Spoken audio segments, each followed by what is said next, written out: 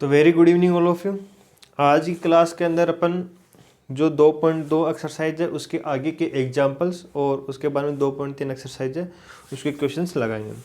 तो इस एक्सरसाइज को अपन स्टार्ट करें इससे पहले इस एक्सरसाइज के अंदर जो कॉन्सेप्ट अपने काम आने वाले हैं उनके बारे में थोड़ा थोड़ा मतलब चर्चा कर लेते हैं अपने, ताकि अपने क्वेश्चंस हैं करें तो अपने को समस्या नहीं आए।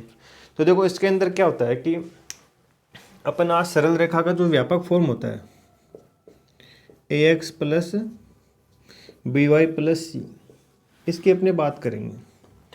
ये सरल रेखा का व्यापक समीकरण होता है। देखो इसकी अपन बात करें तो इसके अंदर अपने को क्या है, कुछ फॉर्म्स होती हैं, जैसे कि हमने पढ़ा था झुकाव रूप। तो झुकाव रूप में हमने पढ़ा था ये होता है y equal to M X plus C. इस बार जो एग्जाम्पल्स आएंगे उनमें क्या होगा कि आपको एक ऐसी फॉर्म दे देगा जो सरल रेखा का जो व्यापक समीकरण है वो आपको दे देगा और आपसे ये कहेगा कि इसको झुकाव रूप में चेंज करो। तो देखो ये अपने पास इक्वेशन है, सरल रेखा का व्यापक समीकरण है। इसको हम जो झुकाव रूप है उसमें चेंज करेंगे। तो देखो हमें y को केवल सिंगल रखना है, यहाँ पर इसका कोई गुणांक नहीं होना चाहिए। तो देखो क्या करेंगे यहाँ से कि इस c को हम इस साइड लेके जाएंगे, a को इस साइड लेके जाएंगे, तो ये हो जाएगा माइनस का ax माइनस का c और डिवाइड बाई इसमें पूरे में b कर देते हैं और इधर y अकेला रह जाएगा। अब इस रेखा का जो ये अपने पास सरल रेखा बनी है इसका हम इससे कंपैरिजन करें तो अपने पास जो m इक्वल टू आया वो आया माइनस का a बटा बी और c इक्वल टू आया माइनस का c बटा बी। तो देखो जब रेखा का व्यापक समीकरण आपको दिया जाए, रेखा का जब व्यापक समीकरण दिया जाए तो उसका जो झुकाव होता है m, ये क्या होता है, ये होता है माइनस के अंदर x का गुणांक बटे y का गुणांक। तो एक तो ये बात आपको ध्यान रखनी है, और ये अगर आपको ध्यान भी नहीं रहे ना तो इसमें ये आपको जो झुकाव रूप है इसके अंदर चेंज करना आना चाहिए, तो आपका काम है वो हो जाएगा। एक c इक्वल टू माइनस का c बटा b होता है। ये पॉइंट नंबर 1 है झुकाव रूप। दूसरा जो पॉइंट है वो होता है आपका अंतःखंड रूप। पॉइंट नंबर 2 है वो है अंतःखंड रूप।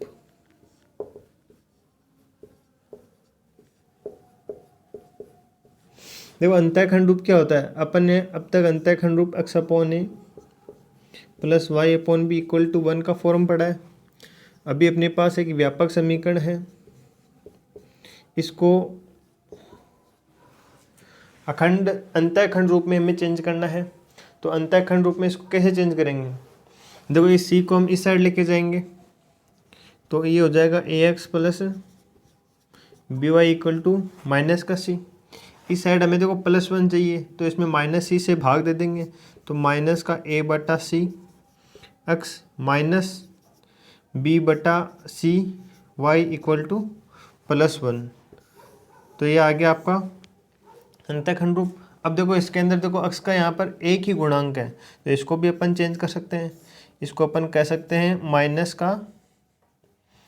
Minus C upon A plus Y upon minus का C upon B equal to Y. तो देखो आपके पास जो ए अंतःखंड है जो x एक्सिस पर काटा जाता है इसकी वैल्यू आ गई माइनस का सी बटा ए, और जो b है ये आ गया माइनस का सी अपॉन बी। तो ये आपका हो गया अंतःखंड रूप। अब आप इन दोनों को छापो, इसके बाद में जो नेक्स्ट पॉइंट है उसकी बात करते हैं।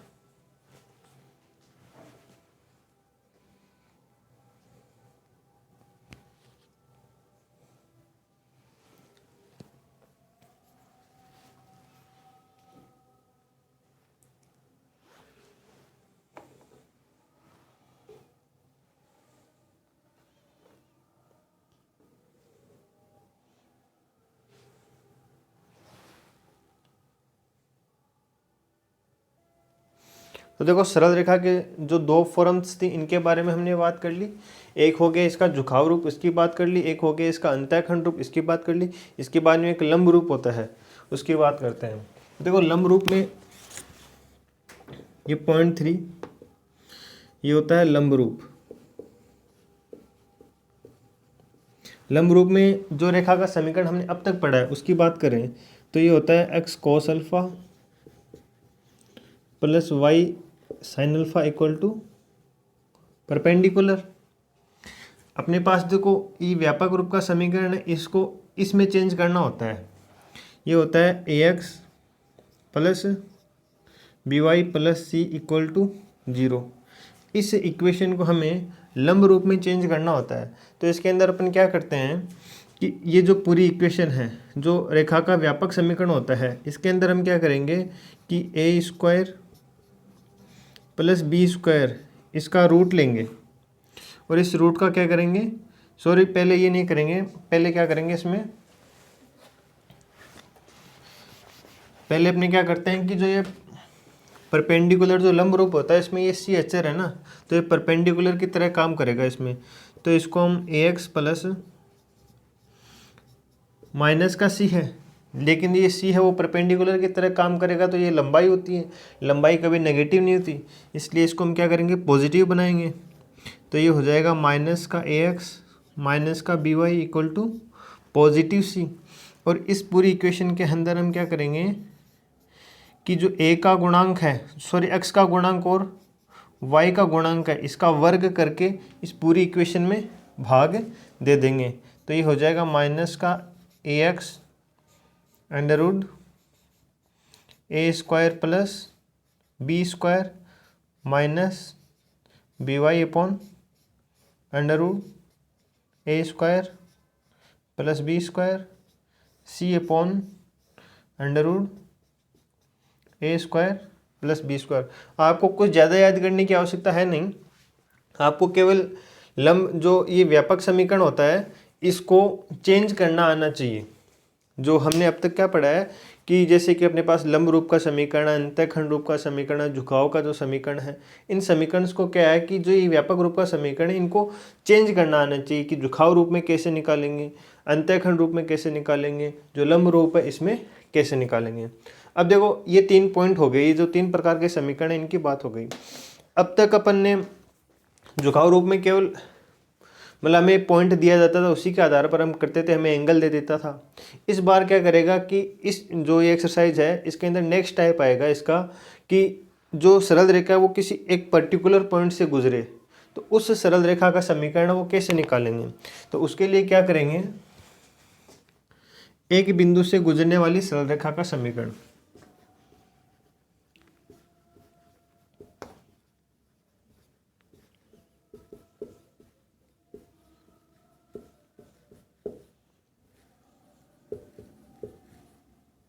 एक बिंदु से गुजरने वाली रेखा, इसकी बात करें तो देखो y minus y1 equal to m into X minus x1। ऐसा ये निकाली कैसे, देखो इसके अंदर क्या है कि अपने पास झुकाव रूप का समीकरण होता है y equal to M X plus C. देखो इसको रफ फॉर्म में लिख लो इधर, इक्वेशन फर्स्ट। अब देखो रेखा है वो x1 और y1 से गुजरती है, तो यहाँ पर y इक्वल टू तो हो जाएगा y1, M x equal to हो जाएगा x1 प्लस का c। ये हो गई इक्वेशन 2। अब इक्वेशन 1 में से इक्वेशन 2 को हम घटा देंगे तो ये हो जाएगी y minus y1 M X minus x1। तो यही रेखा आ गई आपकी वापस से, तो एक बिंदु से गुजरने वाली रेखा। अब इसी प्रकार 2 बिंदुओं से गुजरने वाली रेखा की बात करें,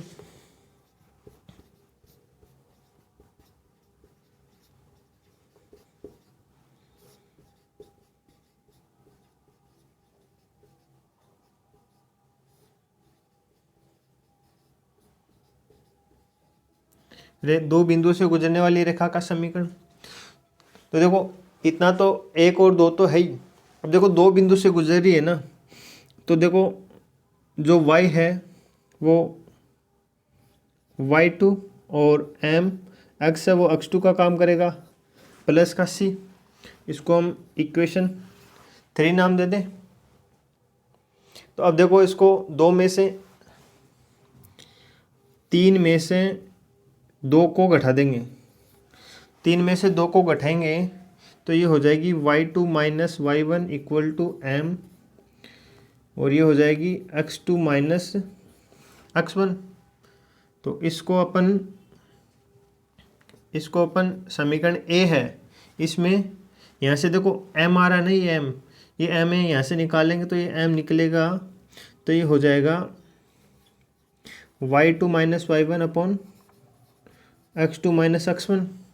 और ये जो m है इसका मान उठा के यहाँ पे m में पुट कर देंगे, तो आपके पास जो समीकरण है वो इस प्रकार बन जाएगी कि y minus y1 equal to y2 minus y1 x2 minus x1 और x माइनस x1। आपको बस ध्यान ये रखना है, वो तो डेरिवेशन है, ये आपके कुछ खास काम का है नहीं, बस आपको ये ध्यान रखना है।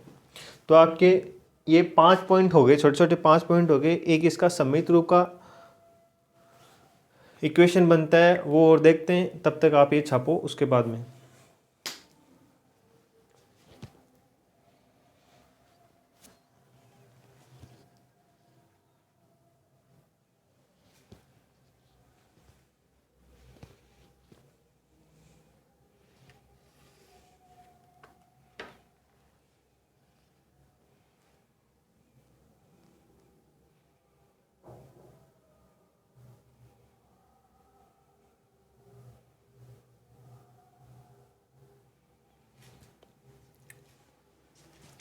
देखो ये हो गया, तो अब एक सममित रूप का और फॉर्म होता है।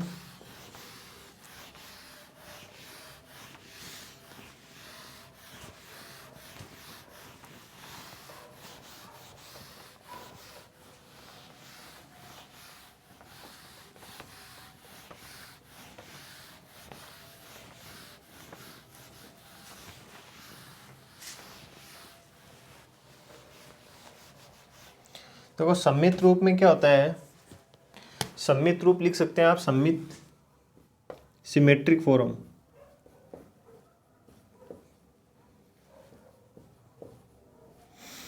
सममित रूप में क्या होता है कि रेखा का जो समीकरण है वो x minus x1 cos theta y minus y1 sine theta equal to r होता है। ये समीकरण आपको ध्यान रखना है।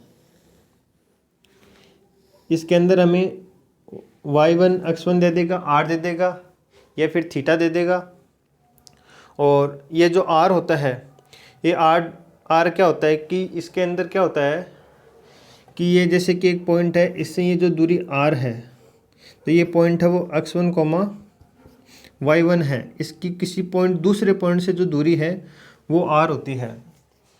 तो इसको अपन एक क्वेश्चन है इसके अंदर, बहुत अच्छा क्वेश्चन है, उसी क्वेश्चन से समझेंगे ये जो r है ये मतलब क्या होता है, और इसका ये जो इक्वेशन है इसको किस तरह से काम में लेते हैं। तो ये छोटी छोटी बातें हो गई आपकी जो आपको थोड़ी ध्यान में रखनी है। अब देखते हैं जो इसके एग्जाम्पल्स हैं उनको। तो देखो पहले मैं क्वेश्चन है वो बोर्ड पे लिख देता हूँ, उसके बाद में हम इसका जो सॉल्यूशन है वो करेंगे।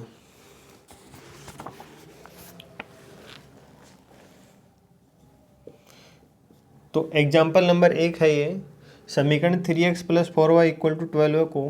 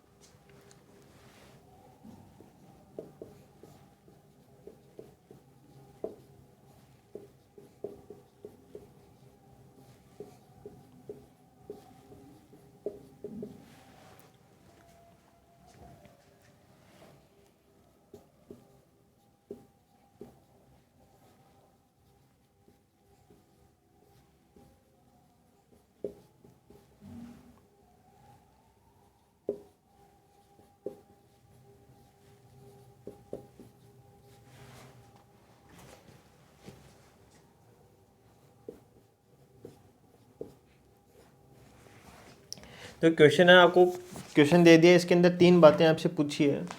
ये कह रहा है कि आपको एक समीकरण दे दिया, देखो रेखा का जो व्यापक रूप का समीकरण वो आपको दे दिया, और ये जो व्यापक रूप का समीकरण इसको झुकाव रूप, अंतःखंड रूप और लंब रूप में परिवर्तित करने को बोल रहा है। इसी के साथ में कह रहा है कि मानक रूप में प्रयुक्त अचर पदों के मान हैं अपने को ये ज्ञात करने हैं।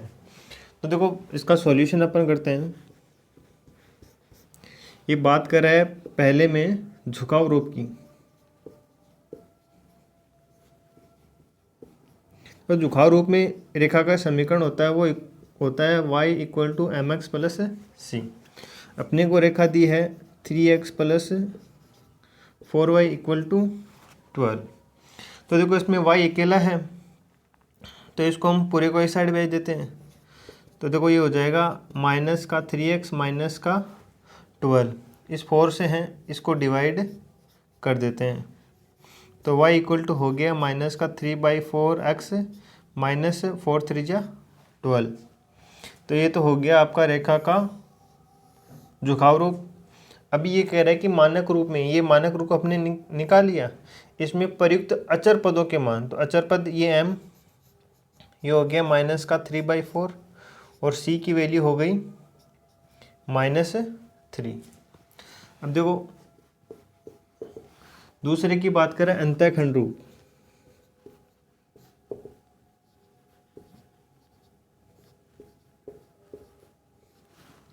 अंतःखंड रूप की बात करें तो रेखा का समीकरण अपने को दिया है 3x plus 4y equal to 12 है। तो इसके अंदर जो इक्वल में होता है इसकी वैल्यू 1 होती है, तो इसमें पूरे से 12 का डिवाइड कर देंगे। 3/12 x प्लस 4/12 इक्वल टू 1। ये कटेगा तो 3 एकम 3, 3 चौके 12, 4 3 12, y इक्वल टू 1। तो यहाँ से आपके पास x/1 की वैल्यू आ गई, तो ये हो गया a तो हो गया 4 और b हो गया आपके पास 3। तीसरे की बात करें तो ये बोल रहा है लंब रूप के लिए। तो लंब रूप में अपने पास रेखा का समीकरण होता है x cos alpha plus y sin alpha equal to perpendicular. तो देखो इसके अंदर क्या करेंगे, अपने रेखा अपने को दी है 3x प्लस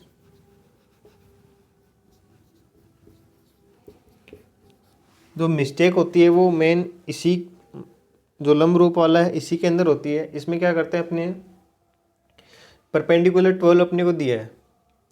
अब अपने को जो बच्चे करते हैं वो क्या करते हैं कि इसके अंदर इस वाली इक्वेशन को ये एक बनाने का, जो ये c है 12 है, इसको भी एक बनाने का प्रयास करते हैं। जबकि लंब रूप के अंदर आपको क्या करना होता है कि जो x का गुणांक और जो y का गुणांक होता है दोनों का वर्ग करके जोड़ते हैं, फिर उसका जो रूट आता है उसका अपन जो अपने को रेखा का जो व्यापक रूप का समीकरण दिया है उसमें डिवाइड कर देते हैं। तो देखो इसके अंदर x का गुणांक है वो तो हो जाएगा 3 का स्क्वायर 9, y का गुणांक है 4 का स्क्वायर हो जाएगा 16, और इसका हम वर्ग करेंगे तो ये आ जाएगा 5 के बराबर। इस 5 का हम पूरे से डिवाइड कर देते हैं, तो ये हो जाएगा 3/5 x plus 4/5y equal to 12/5। तो इसके अंदर आपके पास x cos अल्फा, तो cos अल्फा की वैल्यू 3/5 और sin अल्फा 4/5 परपेंडिकुलर 12/5। अब इसके अंदर देखो ये तो हो गया आपका cos अल्फा और sin अल्फा। अब जो झुकाव होता है वो tan के रूप में होता है, तो यहाँ से tan अल्फा निकालेंगे अपन कि sin अल्फा बटा cos अल्फा, तो ये हो जाएगा 4/3। तो इसका परपेंडिकुलर जो लंब है वो तो आ गया आपके पास 12, और जो रेखा का जो x अक्ष के साथ में जो झुकाव है वो आ गया आपके पास tan अल्फा इक्वल टू 4/3। तो ये आपका इस क्वेश्चन का सॉल्यूशन हो गया। ये आप छापो, उसके बाद देखते हैं क्वेश्चन नंबर 2।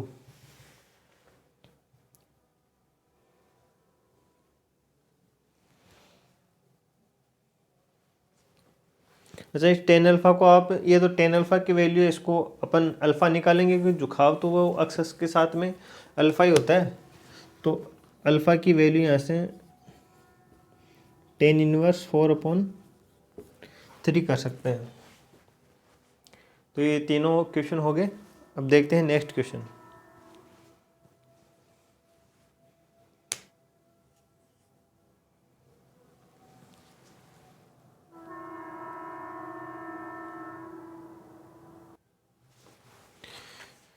तो देखो इसका क्वेश्चन नंबर सेकंड,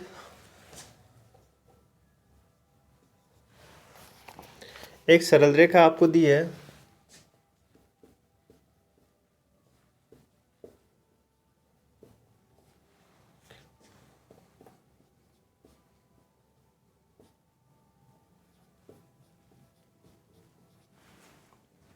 को लंब रूप में परिवर्तित कीजिए।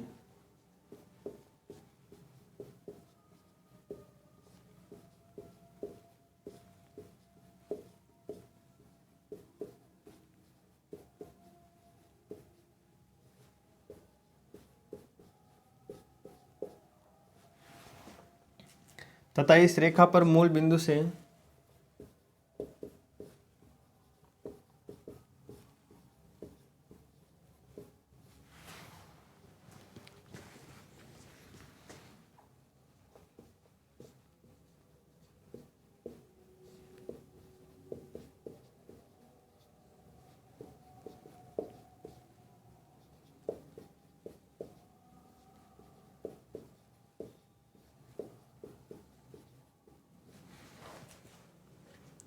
मूल बिंदु से डाले गए लंब की लंबाई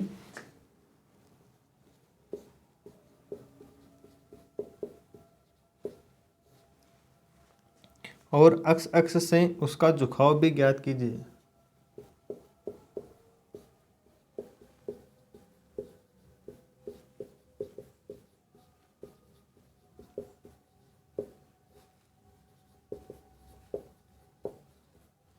उसका झुकाव भी ज्ञात कीजिए।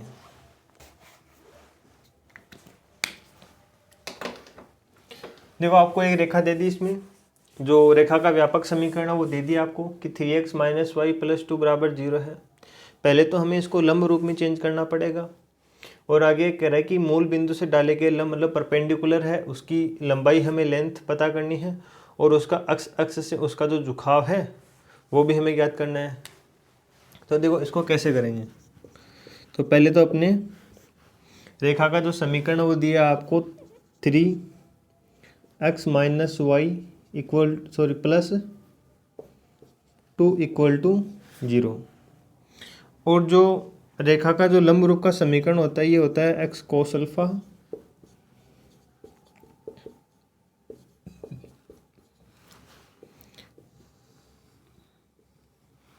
तो इस रेखा को हमें इसके अकॉर्डिंग है वो चेंज करना पड़ेगा। तो देखो पहले तो अपन इस 2 को इस साइड लेके जाते हैं, तो ये हो जाएगा √3x - y = -2 हो जाएगा। परपेंडिकुलर है तो माइनस होगा नहीं, तो पूरी इक्वेशन को माइनस से मल्टीप्लाई कर देंगे, तो ये माइनस, ये प्लस और ये प्लस। अब क्या करेंगे, इसमें जो x का जो गुणांक है उसका वर्ग करेंगे, y का गुणांक उसका वर्ग करेंगे, दोनों को ऐड करके रूट ले लेंगे, फिर उसका भाग दे देंगे। तो देखो 3 √3 का वर्ग, 1 का वर्ग, दोनों को किया, दोनों का रूट लेंगे तो ये हो जाएगा 3 + 1 4, ये हो जाएगा 2। और इस 2 का क्या करेंगे, इस इक्वेशन में भाग दे देंगे, तो ये हो जाएगा -√3/2 x + y/2 = 1। तो ये आपकी लंब रूप की जो समीकरण है वो बन गई। तो कोई यहाँ से परपेंडिकुलर तो आ गया आपके पास 1, फिर साइन अल्फा आ गया 1/2, कोस अल्फा आ गया -√3/2। अब ये कह रहा है इसका झुकाव की बात कर रहा है, एक्स अक्ष से इसका झुकाव। तो झुकाव है वो हमें एंगल के फॉर्म में पता करना पड़ेगा। तो एंगल के फॉर्म में कैसा पता करेंगे, देखो यहाँ से साइन अल्फा की वैल्यू हमारे पास पॉजिटिव आती है। देखो एक बार मैं यहाँ से फिर से अपने इसको लिख लेते हैं कि साइन अल्फा की वैल्यू है आपके पास 1/2, कोस अल्फा की वैल्यू है -√3/2। तो देखो जो कोस अल्फा होता है ये नेगेटिव आपको दिया है, तो नेगेटिव कहाँ पर होता है, या तो सेकंड क्वाड्रेंट के अंदर होता है या फिर थर्ड क्वाड्रेंट के अंदर होता है। साइन अल्फा है वो पॉजिटिव कहाँ पर होता है, या तो फर्स्ट क्वाड्रेंट में या सेकंड क्वाड्रेंट के अंदर। तो इन जो दोनों में से जो कॉमन है तो उसी क्वाड्रेंट के अंदर ये दोनों नेगेटिव होंगे, क्योंकि ये एक्स एक्स के साथ में झुकाव बना रहा है तो किसी एक ही क्वाड्रेंट के अंदर होगा वो। तो देखो इसमें भी सेकंड क्वाड्रेंट सेम है और इसमें भी सेकंड क्वाड्रेंट सेम है। तो सेकंड क्वाड्रेंट के अंदर जो ये एक्स के साथ में जो परपेंडिकुलर एक्स के साथ में जो एंगल बनेगा वही एंगल हम काम ले सकते हैं इसके अंदर। तो देखो सेकंड क्वाड्रेंट के अंदर दोनों वो कौन कौन से एंगल बनाते हैं उसकी बात करते हैं, वो कैसे निकालेंगे। तो देखो 1/2 है, साइन अल्फा बराबर 1/2। तो साइन अल्फा 1/2 का मान होता है, ये होता है साइन 30 डिग्री का। और ये किस क्वाड्रेंट की बात कर रहे हैं, सेकंड क्वाड्रेंट के अंदर बात कर रहे हैं। तो सेकंड क्वाड्रेंट के अंदर कैसे करेंगे, साइन 180 - 30 तो चेंज होगा नहीं, तो ये हो जाएगा साइन 150 डिग्री। अब इसी में देखते हैं कोस के अंदर ये नेगेटिव आ रहा है ना, तो देखो कोस माइनस का कोस जो √3/2 ये कब होता है, 30 के अंदर होता है, 30 में होता है। तो ये हो जाएगा कोस 180 - 30, ये हो गया कोस 150। दोनों के मान सेम है। तो इसका अगर आप सेकंड में तो ये है, थर्ड के अंदर निकालना चाहो तो थर्ड क्वाड्रेंट में भी निकाल सकते हैं। जो थर्ड क्वाड्रेंट के अंदर क्या होगा, वही मतलब कि कोस माइनस का कोस 30 डिग्री होगा। तो इसको हम थर्ड क्वाड्रेंट में कैसे करेंगे, कोस 180 +30 डिग्री। तो ये हो जाएगा कोस 18 और 3 21 तो 210 डिग्री। और इसके अंदर फर्स्ट क्वाड्रेंट में निकलेगा तो वो फर्स्ट क्वाड्रेंट में साइन 30 हो जाएगा। तो साइन 30 और कोस 210 है तो अपने को कोई मतलब साइन 30 से और कोस 210 से तो अपने को कोई मतलब है नहीं। जो इनमें उभयनिष्ठ दोनों में जो एंगल बनेगा जो कि सेकंड क्वाड्रेंट में बनता है साइन 150 डिग्री।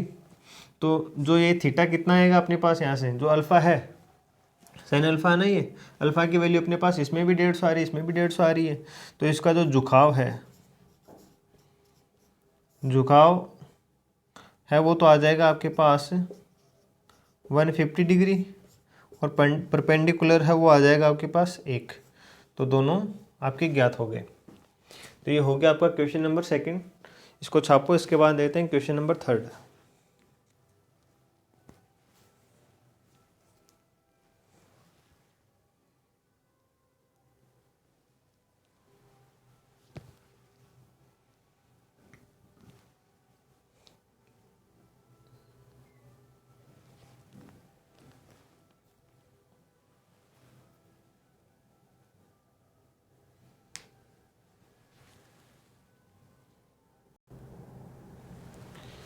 अब देखते हैं क्वेश्चन नंबर एग्जाम्पल नंबर जो 3 है वो एग्जाम्पल नंबर 3 है, उस रेखा का समीकरण ज्ञात कीजिए।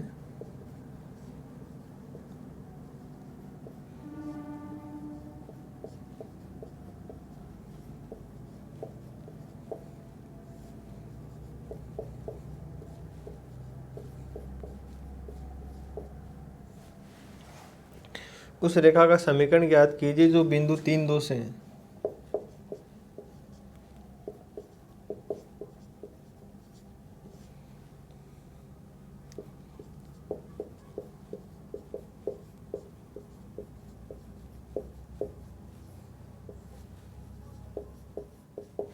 तीन दो से गुजरती है तथा अक्ष अक्ष के साथ 60 डिग्री का कोण बनाती है।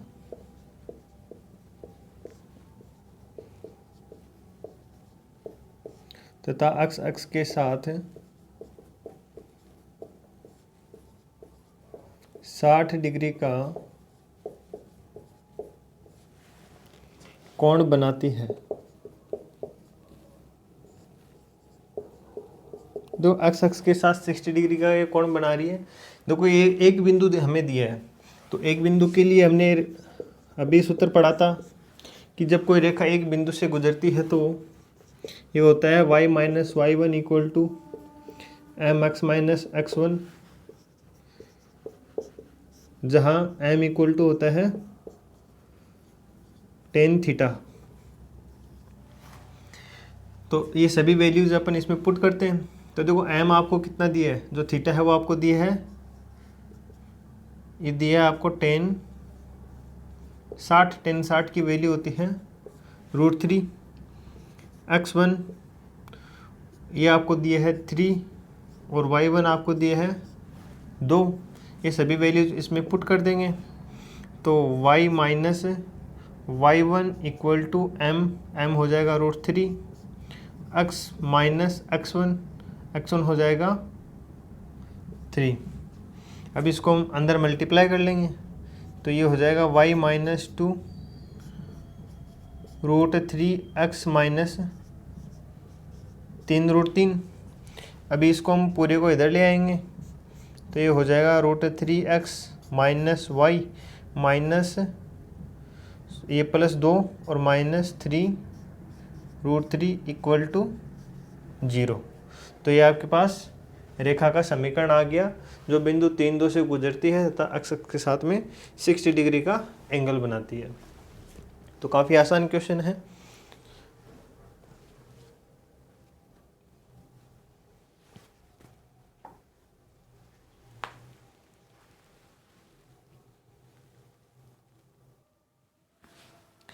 अब देखो देखते हैं एग्जाम्पल नंबर 4।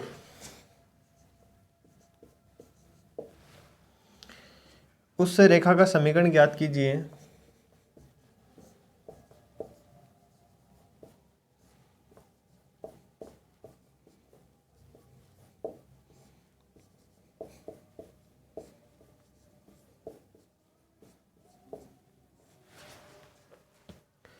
जो बिंदु 4 - 7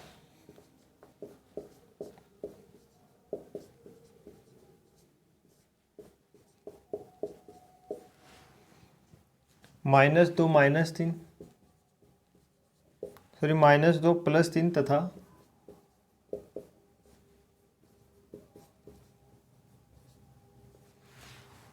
बिंदु -4 -7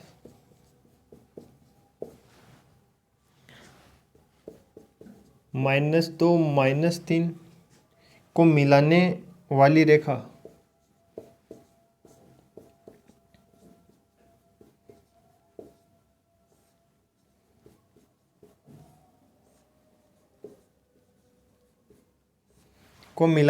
रेखा के मध्य बिंदुओं से गुजरती है।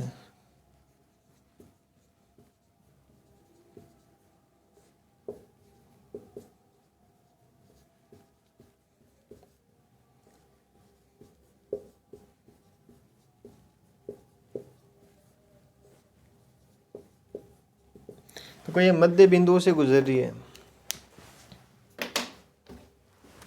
ये क्या कह रहा है कि उस रेखा का समीकरण ज्ञात कीजिए जो बिंदु 4 - 7 -2 -3 तथा बिंदु -4 -7 -2 -3 को मिलाने वाली रेखा के मध्य बिंदु से गुजर रही है। मतलब इन दोनों पॉइंट्स को मिलाने वाली रेखा का जो मध्य बिंदु है और इन दोनों को मिलाने वाली रेखा के मध्य बिंदु से ये रेखा गुजरती है। तो इन दोनों का मध्य बिंदु एक पॉइंट हो गया, इन दोनों का मध्य बिंदु है वो दूसरा पॉइंट हो गया। इन दोनों पॉइंटों से जो रेखा गुजरती है, 2 पॉइंट है, ये ए पॉइंट है, ये बी पॉइंट है, इनसे एक रेखा गुजर रही है। तो उस रेखा का हमें समीकरण चाहिए। तो ये कहने का मतलब ये हो गया कि हमें उस रेखा का समीकरण ज्ञात करना है जो 2 बिंदु से गुजरती है, और 2 बिंदु से गुजरने वाली रेखा का समीकरण हमें पता है, ये होता है y minus Y one equal to y2 minus Y one upon x2 minus x1, फिर ऊपर मल्टीप्लाई में होता है x माइनस x1। ये अपने स्टार्टिंग में पढ़ा था। अब देखो पहले इनका मध्य बिंदु निकालते हैं। तो देखो मध्य बिंदु निकालने का सूत्र होता है x माइनस x1। देखो ये दोनों पॉइंट हैं, इन दोनों पॉइंट्स का मध्य बिंदु और इन दोनों पॉइंट्स का मध्य बिंदु। तो मैं डायरेक्ट निकाल रहा हूँ। अपन मान लेते हैं कि पी पॉइंट है, पी पॉइंट है, इन दोनों का मध्य बिंदु है पी और इन दोनों का मध्य बिंदु है वो क्यू है। तो मैं डायरेक्ट निकाल रहा हूँ।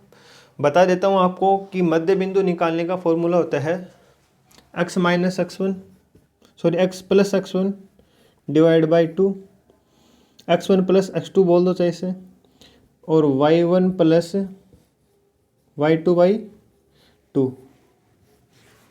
ये होता है मिड पॉइंट के लिए।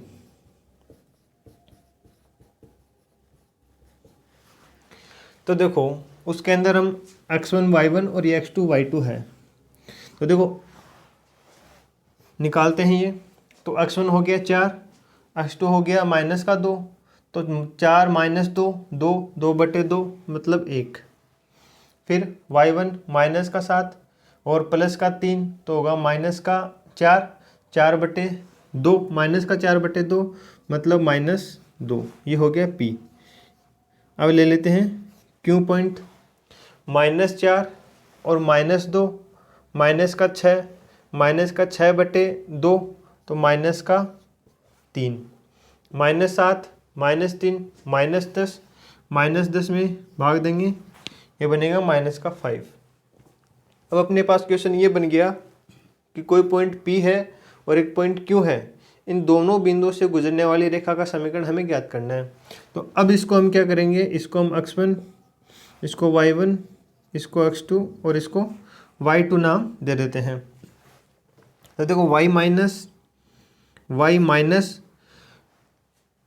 y1, तो y1 ये है तो ये हो जाएगा प्लस का 2, y माइनस y1 और ये होता है y2 minus y1 upon x2 minus x1 और x minus x1, y2 minus का 5, y2 माइनस y1 तो ये हो गया प्लस का 2, फिर x2 minus x1, x minus x1, तो देखो ये हो गया y प्लस 2 और ये माइनस का 5 और प्लस का 2 ऐड करेंगे तो ये हो जाएगा माइनस का 3 और ये हो जाएगा माइनस का 4, माइनस का 4, तो ये माइनस माइनस प्लस हो गए और ये हो गया x माइनस 1। 4 को इधर मल्टीप्लाई कर देंगे तो 4y plus 8, 3x minus 3, 3x minus 4y plus ये जो 8 है वो इधर जाके माइनस हो जाएगा तो माइनस का 11 बराबर 0। तो ये हो गया इसका जो मध्य बिंदु से गुजरने वाली जो रेखा है इसका समीकरण। तो ये आता है 3x माइनस 4y माइनस 11। तो ये आपका इसका क्वेश्चन नंबर 4 हो गया। ये करो, इसके बाद देखते हैं क्वेश्चन नंबर 5।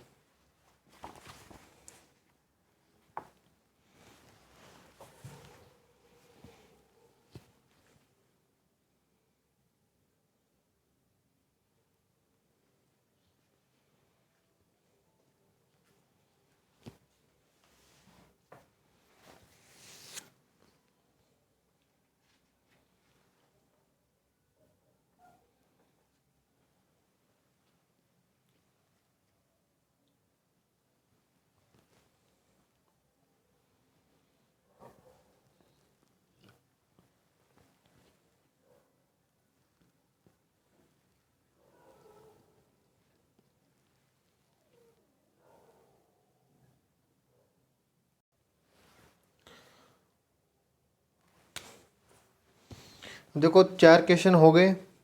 अब देखो क्वेश्चन नंबर 5 है वो देखते हैं। तो क्वेश्चन नंबर 5 है कि एक आयत की भुजाओं की समीकरण आपको दिए हैं।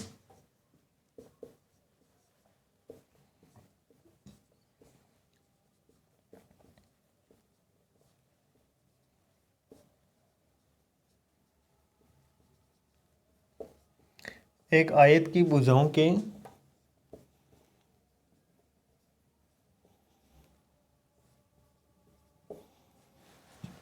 समीकरण x इक्वल टू 2, x बराबर -4, y बराबर 3 तथा y बराबर -5 है। इसके विकर्णों के समीकरण ज्ञात कीजिए।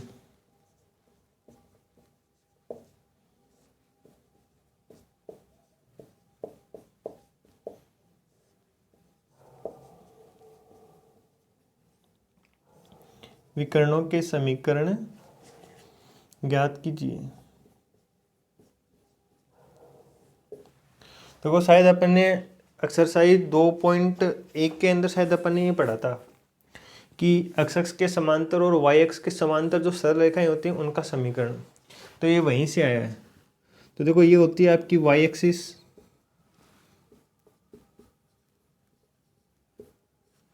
और ये होती है आपकी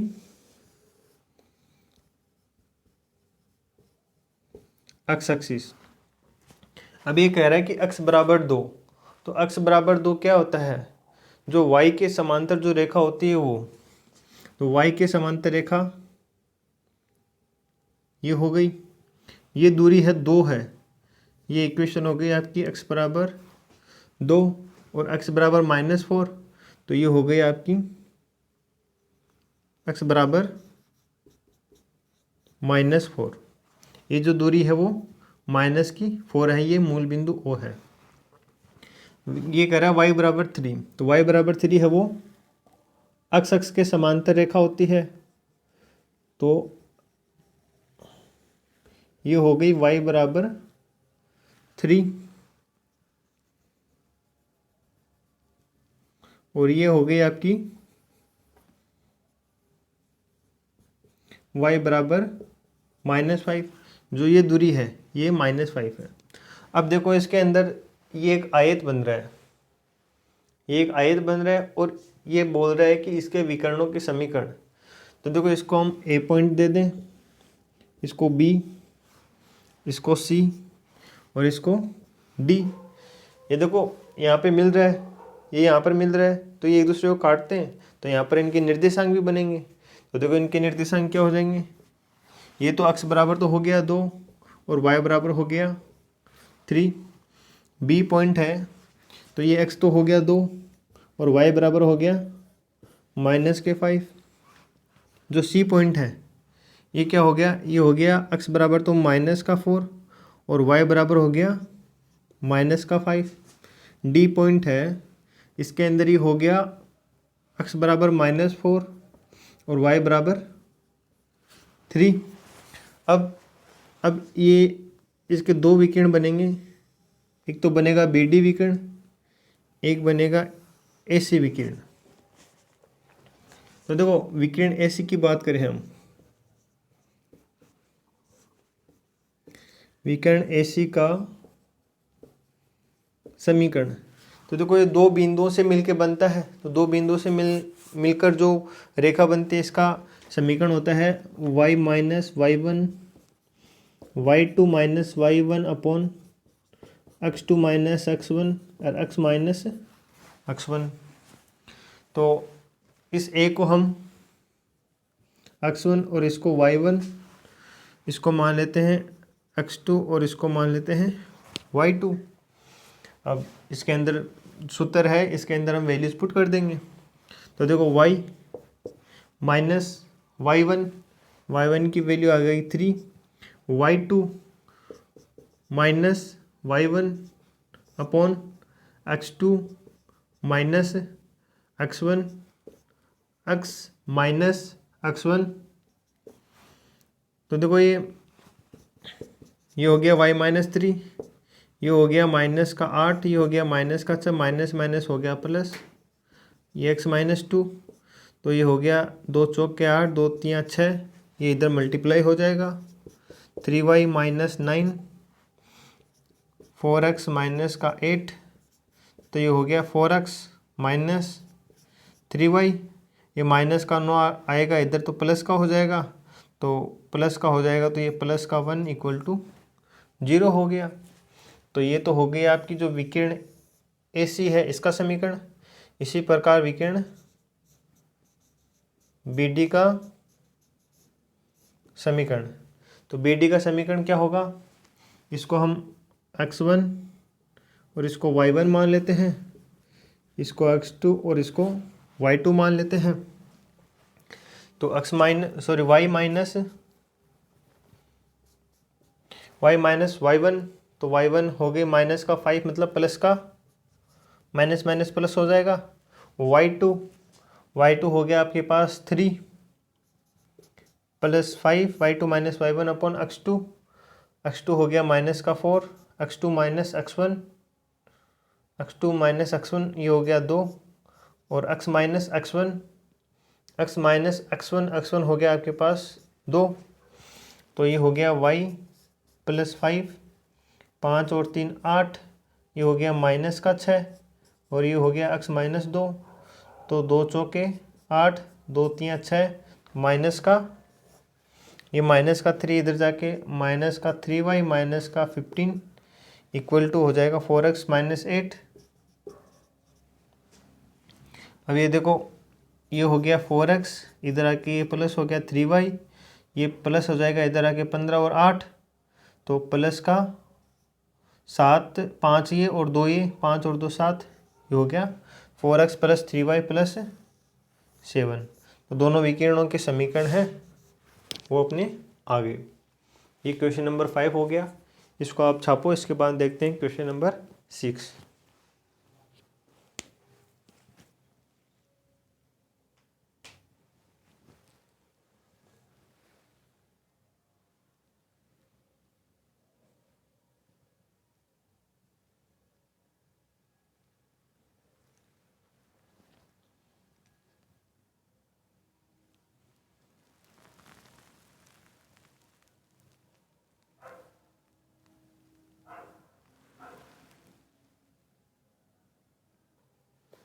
तो क्वेश्चन नंबर 5 के बाद में देखते हैं क्वेश्चन नंबर 6। क्वेश्चन नंबर 6 है, एक सरल रेखा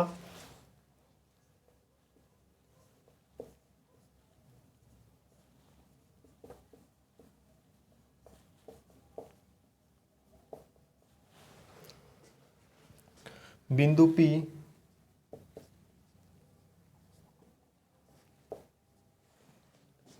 ये दिया है आपको 1√3 से होकर जाती है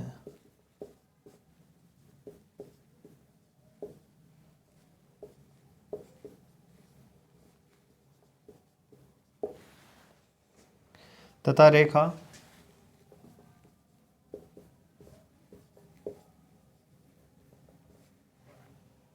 x प्लस 3√y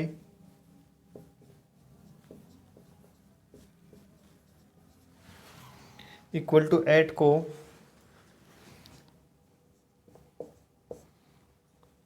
Q बिंदु पर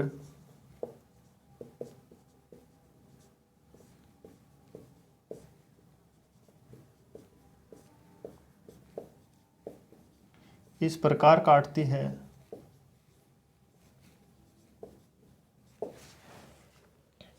कि PQ की लंबाई 2 इकाई है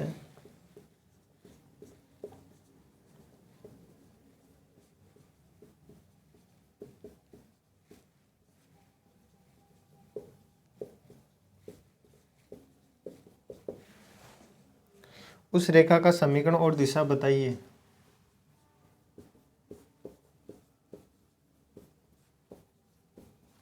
उस रेखा का समीकरण व दिशा बताइए। देखो ये एक पॉइंट P है, उससे होकर जाती है एक सरलरेखा है, इससे ये P है इस बिंदु से होकर जाती है, तथा एक रेखा आपको दी है x plus 3√y equal to 8 है, इससे को Q बिंदु पर इस प्रकार काटती है। ये जो सरलरेखा है, ये वाली सरलरेखा कोई पॉइंट Q है, उस पर रेखा x plus 3√y equal to 8 को Q बिंदु पर काटती है, ये वाली सरलरेखा। और जो PQ है उसकी लंबाई 2 इकाई है, तो उस रेखा का समीकरण व दिशा ज्ञात करना है। तो यहाँ पर क्या होता है कि जो सममित रूप होता है, सिमेट्रिक फॉर्म होता है रेखा का, वो काम में आता है। जब ऐसी बात करें ना, तब इस क्वेश्चन को आप 2-3 बार पढ़ना, आपको समझ में आएगा कि ये क्या बात कर रहा है, मतलब कि ये पी क्यू की लंबाई है वो कहाँ से आई। तो देखो सममित फॉर्म होता है x minus x1 upon cos theta, y minus y1 upon sine theta equal to r। ये r क्या है, ये पी क्यू की लंबाई है। तो r तो हो गया आपके पास 2, x1 देखो ये x1 और x2, ये y1 x1 और y1 है, तो x1 हो गया आपके पास 1 और y1 हो गया आपके पास √3। ये सभी इसके अंदर पुटअप कर देते हैं। तो पुटअप करेंगे तो ये हो जाएगा x minus x1 cos theta, y minus y1 ये हो जाएगा √3 साइन थीटा इक्वल टू 2। तो देखो यहाँ से x एक बार इसको ले लेंगे, एक बार इसको ले लेंगे, तो यहाँ से अपने पास x और y जो निर्देशांक आएंगे वो इस Q बिंदु के निर्देशांक आएंगे। तो देखो x बराबर हो जाएगा 2 कोस थीटा प्लस 1, y बराबर आ जाएगा 2 साइन थीटा प्लस √3। तो ये x और जो y निर्देशांक आ गए अपने पास, तो पॉइंट जो Q है इसके निर्देशांक हो गए 2 cos theta plus 1 2 sine theta plus √3। अब देखो ये कह रहा है कि रेखा x plus 3√y equal to 8 को Q बिंदु पर इस प्रकार काटती है। तो देखो Q बिंदु पर काट रही है, तो ये जो रेखा है इसको ये बिंदु है सेटिस्फाई करेगा, क्योंकि इसी रेखा के ऊपर तो है एक तरीके से। तो ये जो Q के जो है x और जो y निर्देशांक है, ये x plus 3√y equal to, ये √y थोड़ी ना, हाँ x plus 3√y equal to 8 आपको दिया है, 3√y है। हाँ तो देखो इसको क्या करेंगे हम, ये जो मान है इसके अंदर पुट कर देंगे अपने। तो देखो पुट करेंगे तो क्या आएगा, ये x की वैल्यू आ गई 2 कॉस थीटा प्लस 1 प्लस 3, ये आपकी y की वैल्यू तो ये पूरी की पूरी रूट में आ जाएंगी, तो ये हो जाएगा 2 साइन थीटा प्लस में √3, ये हो गया y इक्वल टू हो जाएगा 8। तो आगे आप इसको रूट को कैसे सॉल्व करेंगे भाई,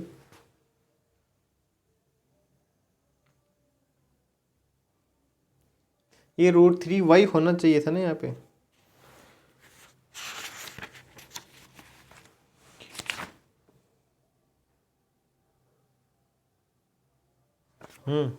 ये यहाँ पर मिस्टेक है इसमें, ये यहाँ पे √y नहीं होगा, ये y √3 होगा। ऐसे तो ये काफ़ी कॉम्प्लिकेटेड हो जाएगा। तो y का जो मान है वो हो जाएगा 2 साइन थीटा प्लस √3,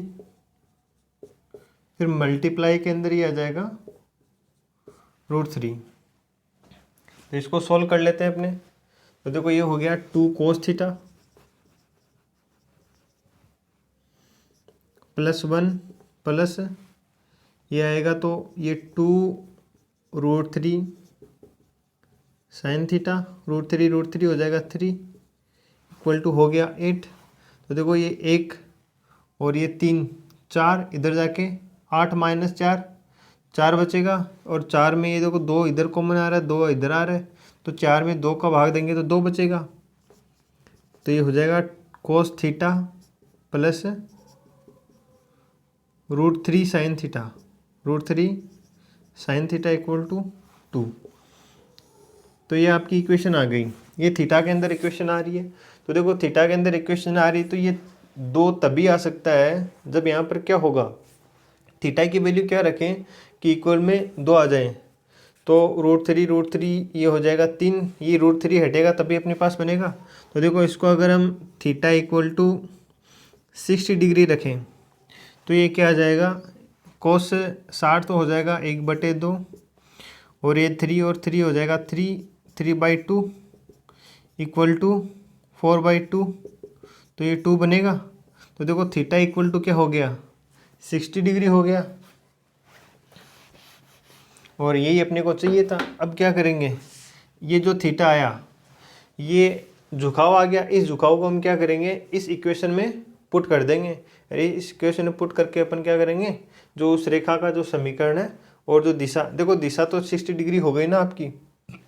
अब समीकरण में ज्ञात करना है, तो देखो समीकरण ज्ञात करेंगे तो ये हो जाएगा x -1 अपॉन cos 60, cos लिखेंगे इसको या फिर डायरेक्ट वैल्यू लिख दें, देखो लिख देते हैं cos 60 y -√3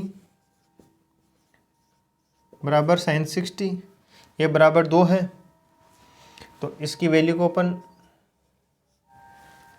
cos 60 होता है 1/2, तो ये हो जाएगा 2x - 2 इक्वल sin 60 का मान होता है √3/2, तो 2 ऊपर चला जाएगा तो 2y - 2√3, और देखो √3 इसके नीचे है तो इधर आके मल्टीप्लाई कर देंगे इसको, √3 इधर मल्टीप्लाई में कर लेना आप। फिर यहाँ से आपके पास x और y में एक इक्वेशन आ जाएगी जो क्या होगी, उस रेखा का समीकरण होगी, रेखा का सरल मतलब उस रेखा का समीकरण होगा जिस पर बिंदु P है, उस रेखा का ये समीकरण आएगा। तो ये हो गया आपका क्वेश्चन नंबर 6। इसको आप छापो, इसके बाद में अपन देखते हैं क्वेश्चन नंबर 7।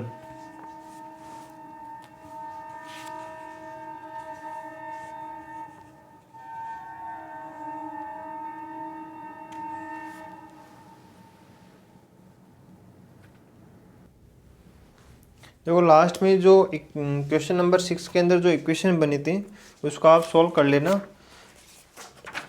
उसके अंदर आपको जो सॉल्यूशन फाइनल सॉल्यूशन है उसका √3x - y = 0 आएगा, √3x - y = 0।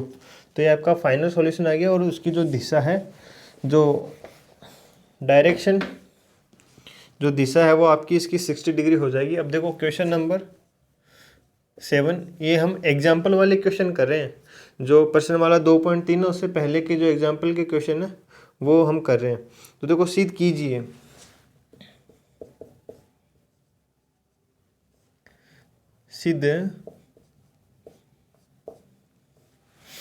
सिद्ध कीजिए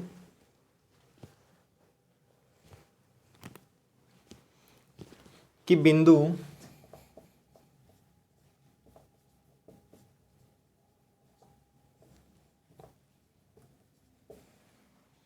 A0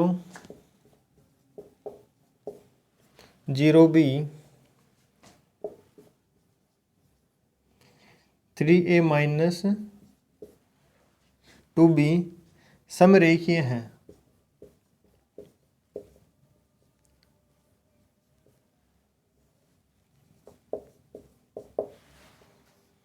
सरल रेखा का समीकरण भी ज्ञात कीजिए।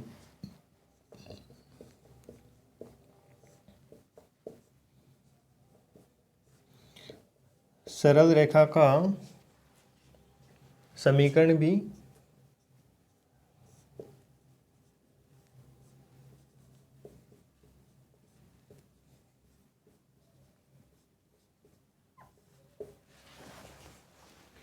ये देखो इसके अंदर ये कह रहा है समरेखीय की बात है। समरेखीय का मतलब होता है कि जो पॉइंट है वो एक ही रेखा के ऊपर है, समान रेखा के ऊपर स्थित है। तो अपने को यहाँ पर 3 पॉइंट दिए हैं और हमें ये कह रहा है कि ये सिद्ध करो कि ये जो तीनों के तीनों पॉइंट है वो एक ही रेखा के ऊपर स्थित है। तो एक ही रेखा के ऊपर स्थित, तो हम क्या करेंगे, देखो ये एक रेखा है, इसी पर ये तीनों पॉइंट है वो स्थित हैं। तो देखो इन दोनों के मध्य है, हम सरल रेखा निकाल लेते हैं। ये जो सरल रेखा का समीकरण, इस कंप्लीट सरल रेखा का समीकरण आ जाएगा।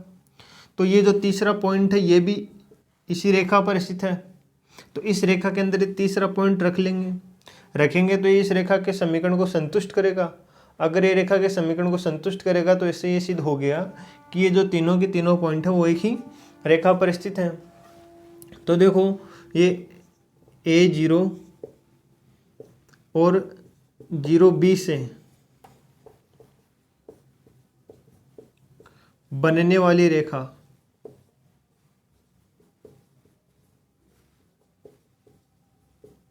कौन सी हो जाएगी? y minus y1 0, y minus y1 into y2, तो y2 minus y1 upon x2 minus x1 x minus x1, तो ये हो गया y equal to minus B बटा ए और x माइनस ए, इसको अपन इस साइड मल्टीप्लाई कर देंगे तो ये हो जाएगा A Y equal to minus B X plus A B. अभी हम इसको इस साइड ले आएंगे तो ये हो जाएगा x b plus a y minus a b बराबर 0, या फिर इसको चलो बराबर ही रहने देते हैं। तो ये क्या हो गया? आपके पास रेखा का समीकरण है। अब ये जो तीसरा पॉइंट है ये भी इसी रेखा पर स्थित होगा, तो ये जो पॉइंट है इसको हम x और y के मान यहाँ पे रख देंगे, यहाँ पे रख देंगे। तो अगर ये समीकरण संतुष्ट होता है तो इसका मतलब ये तीनों पॉइंट एक रेखा में है। तो देखो 3a और माइनस 2b, तो x बराबर 3a और y बराबर माइनस 2b रखने पर समीकरण संतुष्ट होना चाहिए। तो देखो x का मान रखते हैं, तो x का तो हो जाएगा 3ab, फिर y का मान रखते हैं तो माइनस का b है तो ये माइनस का 2ab बराबर ab। तो देखो 3ab में से 2ab माइनस होगा तो ये 1ab बचेगा और ab बराबर क्या आ गया? ab। तो अतः ये जो तीसरा पॉइंट है ये इस रेखा को क्या करता है? संतुष्ट करता है। अगर ये इसको संतुष्ट करता है तो ये क्या होंगे? तीनों की तीनों पॉइंट क्या हैं? समरेखीय होंगे। और आपको रेखा का समीकरण पूछा है, सरल रेखा का समीकरण, तो सरल रेखा का समीकरण आपका ये हो गया। तो इसके देखो एग्जाम्पल हैं, इसके 7 ही एग्जाम्पल हैं। अब कल अपने हैं जो 2.3 है, पहले आप थोड़ी सी इसकी प्रैक्टिस कर लेना। आपके अगर जो क्वेश्चन आपसे नहीं हो रहा है तो आप उसका सॉल्यूशन देख लेना। अगर फिर भी आपको अगर सभी क्वेश्चन का सॉल्यूशन देखना है तो वो जितने भी क्वेश्चन हैं उनका मैं सॉल्यूशन डाल दूंगा। तो आज के लिए इतना ही, फिर कल मिलते हैं नेक्स्ट क्लास में।